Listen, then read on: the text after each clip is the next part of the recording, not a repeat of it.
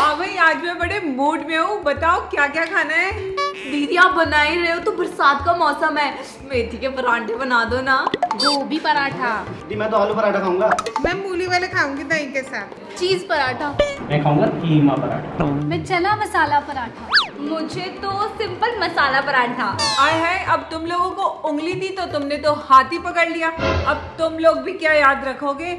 चलो तुम्हारी फरमाइशें पूरी करती हूँ और इसी बहाने 9 पराठों की रेसिपी आप लोग भी सीख जाओगे। और हाँ, सब लोग अपने अपने दोस्तों से कह के बस 10,000 सब्सक्राइबर्स ही दिलवा दो। हाँ दीदी, हम लोग लाइक भी करा देंगे, लाइक भी कर देंगे, चिंता नहीं करो। तो चलो शुरुआत करते हैं। और इन सब स्टफ पराठे के लिए हम लगाएंगे आटा, जिसमें डालें नमक और तेल। और इस आटे को एकदम सॉफ्ट गूंद लें। और हाँ, गूंदने के बाद इस आटे को 5 से 10 मिनट के लिए सेट होने जरूर रखें। सेट होने के बाद इस आटे से लोइयां बना लें।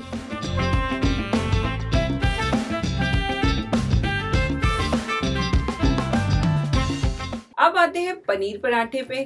तो पनीर पराठे के लिए पनीर को मैश कर लें और अब इसमें डालें बारीक कटा हुआ प्याज, हरी मिर्च, हरा धनिया, नमक स्वाद अनुसार, चाट मसाला और हल्का सा ब्लैक पेपर यानी कि काली मिर्च। अब इन्हें आपस में अच्छे से मिला लें और स्टफिंग को कर लें तैयार। बस इस स्टफिंग को भी भरे पराठे के अंदर। पराठे की लोई बनाते समय किनारों को थोड़ा पतला रखकर बीच को मोटा ही रखें और इस लोई में भी सूखा आटा लगाकर इसे हल्के हाथ से बेल लें।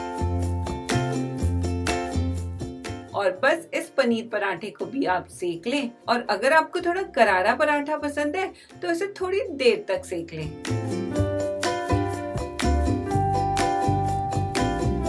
और यहाँ तैयार है हमारा पनीर पराठा।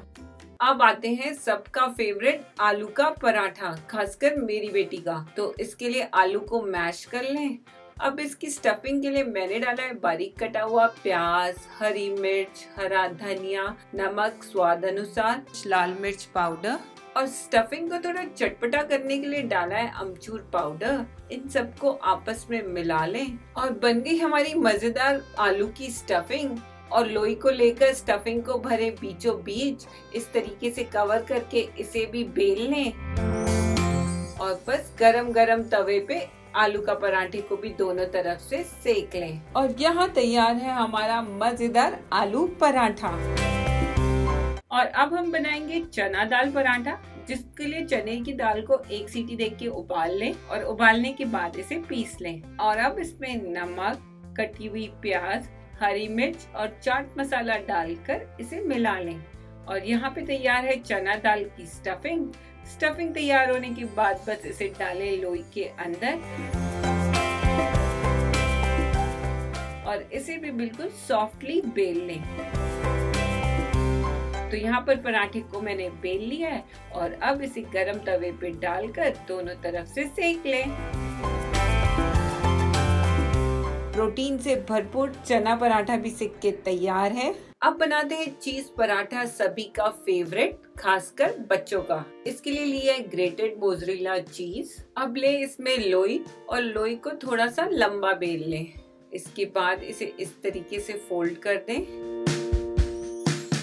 और इसके बीच में ग्रेटेड मोज़रेला चीज रखकर पानी से चारों तरफ से इसे बंद कर लें, जैसे मैंने आपको इस वीडियो में दिखाया है। और अब इस चीज पराठे को भी घी या तेल लगाकर दोनों तरफ से सेक लें। और बन के तैयार है हमारा ये चीजी पराठा। देखिए क्या मस्त लग रहा है, देखकर आया ना मुंह में पानी। अब दोस्तों, वेजिटेरियंस के लिए तो बहुत पराठे हो गए। अब आते हैं कीमा पराठे पे। तो कीमा पराठे के लिए पैन में ले तेल, डालें इसमें हरी मिर्च, थोड़ा सा बारीक कटा हुआ प्याज और प्याज को थोड़ा सा गुलाबी होने तक भून लें। और अब इसमें डालें नमक, हल्दी, धनिया पाउडर और मसालों को थोड़ा सा पका लें। और जैसे ही मसाला पक जाए इसमें डालें चिकन कीमा और चिकन कीमा को इसमें पका लें। और 2 से 3 मिनट पकाने के बाद हमारी स्टफिंग बनके तैयार है। तो इसे ठंडा होने रख दें। और जैसे हमने बाकी आलू गोभी के पराठों में स्टफिंग भरी थी, ठीक वैसे ही कीमा पराठे में स्टफिंग भरकर इसे बेल लें और इसे भी सेक लें। पराठों की खास बात यह है कि आप इनका मजा सॉस, चटनी, अचार, दही या फिर मक्खन के साथ ले सकते हैं। यहाँ पे भी आप देख सकते हैं कि कीमा पराठे की स्टफिंग कितने अच्छे से फिल हुई है। इस मजेदार गोभी के पराठे के लिए सबसे पहले गोभी को अच्छे से धो के कद्दूकस कर लें और अब इसमें नमक डाल दें जिससे कि गोभी पानी छोड़ दे। जैसे ही गोभी पानी छोड़ दे तो गोभी को अच्छे से निचोड़ कर अलग रख लें। अब इसमें डालें कसा हुआ अदरक, हरी मिर्च, धनिया पत्ती और नमक। इन सबको अच्छे से मिला लें। आप चाहे तो इसमें प्याज भी डाल सकते हैं और यहाँ गोभी की स्टफिंग तैयार है। अब एक लोई लें और इसके बीच में स्टफिंग को भरकर चारों तरफ से कवर कर लें और अब इसे सूखे आटे में लपेटते हुए बेल लें। बेलते समय ध्यान रखिए कि आप बहुत आराम से इसे चारों तरफ से बेलें जिससे कि स्टफिंग अच्छे से इवनली स्प्रेड हो जाए। तो यहाँ पे पराठा बेल गया है और अब इसे गरम गरम तवे में डालकर दोनों तरफ से सेक लें। पहले से बिना तेल लगाए दोनों तरफ से सेक लें और जैसे ही ये आधा सिक जाए तो इसमें तेल लगाकर दोनों तरफ से अच्छे से सेक लें। और यहाँ देखिए तैयार है हमारा गोभी का पराठा।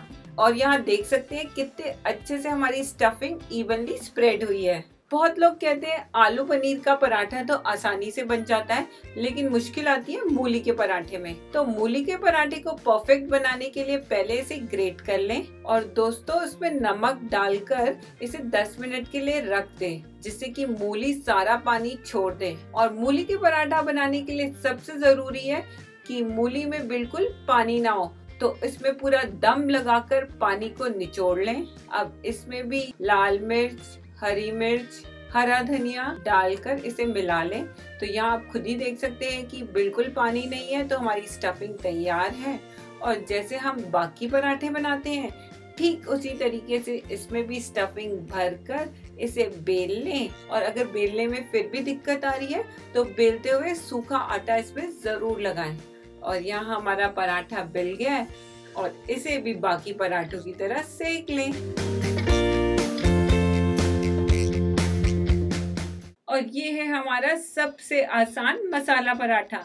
इसके लिए बस आटे की लोई को लेके सबसे पहले आप बेल दें और अब बेलने के बाद हम इसमें डालेंगे तेल और तेल को अच्छे से फैला लेंगे। और अब इसमें नमक डाल के नमक को अच्छे से फैला लें। ठीक उसी तरीके से चिली फ्लेक्स और ऑरिगेनो फ्लेक्स को भी फैलाकर इस तरीके से फोल्ड कर दें और इसमें तेल लगाकर इसको इस तरीके से फोल्ड कर लें और अब इसे फिर से बेल लें और तवे पे इसे भी सेक लें।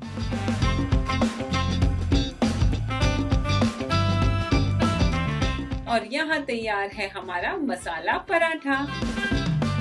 और अब आते हैं मेथी का पराठे में।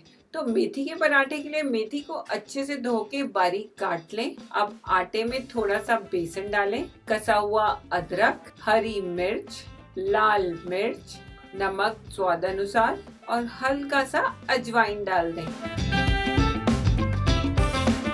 अब इसे पहले सूखा ही मिला लें और सूखा मिलाने के बाद जो हमने मेथी को काटा है उसे डालकर उसमें थोड़ा सा तेल डालें और अब इसका एक आटा लगा लें। क्योंकि हमें पराठे बनाने हैं तो इसके आटे को हमें सॉफ्ट ही लगाना है। और यहाँ पे आटा लग गया है। अब इस आटे को भी 5 से 10 मिनट सेट होने रख दें और 5 से 10 मिनट बाद लोई लेकर और इसे भी बेल लें। बेलने के बाद इसमें तेल डालकर चारों तरफ से फैला लें और तेल लगाकर इस तरीके से पराठे को फोल्ड कर लें। क्योंकि यहाँ पे मैं ये स्क्वायर पराठा बना रही हूँ तो मैंने इस तरीके से फोल्ड किया है। आप चाहे तो इस पराठे का शेप राउंड या सर्कल भी रख सकते हैं और इसे भी बेल लें। और बस बेलने के बाद पराठे को दोनों तरफ से सेक लें। आप इसमें घी, तेल या बटर लगाएं जिससे कि पराठा हमारा और भी मजेदार हो जाए। और मेथी का पराठा भी हमारा बनकर तैयार है। तो देखा ना, इन 9 पराठों ने तो मेरा सचमुच तेल निकाल दिया। और ये 9 पराठे आसान नहीं था मेरे लिए बनाना, लेकिन मैंने आप लोगों के लिए आसान बना दिया है। बस आपको क्या करना है, स्टफिंग ही तो तैयार करनी है। अभी नमक कम है यार इस पराठे में। अभी तेरा नमक मैं ठीक करती हूँ और आपका नमक कम हो तो डाले स्वाद अनुसार। Bye bye.